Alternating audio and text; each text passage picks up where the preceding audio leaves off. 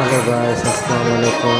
আশা করি সবাই ভালো আছেন। আমাদের বাড়ির সমাজে আজকে সন্ধ্যার পরে একটু ঘুরতে গেলাম।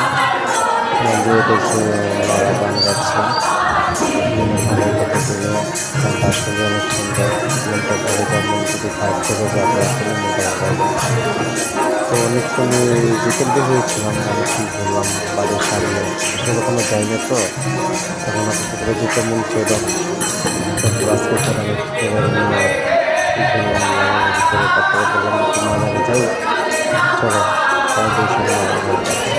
গানটা যখন শুনতে ভালো লাগে, মাথাতে জীবিত হয়ে যায়।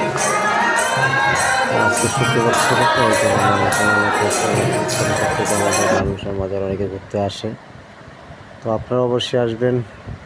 সামনে লালন মেলা আছে আগস্ট মাসে 17 তারিখে।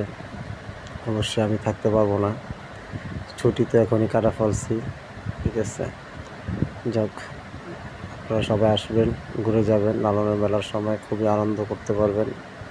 ঠিক আছে, অনেকটা মজা হয়, সবাই একসাথে থাকে, খুব আনন্দ প্রবেশ করে। আপনার একটা সবাই করতে থাকে, অনেক প্রচণ্ড মানুষ আসে। ঠিক আছে, গানগুলো আসলে সঙ্গীত অনেক গানগুলো অনেক সুন্দর।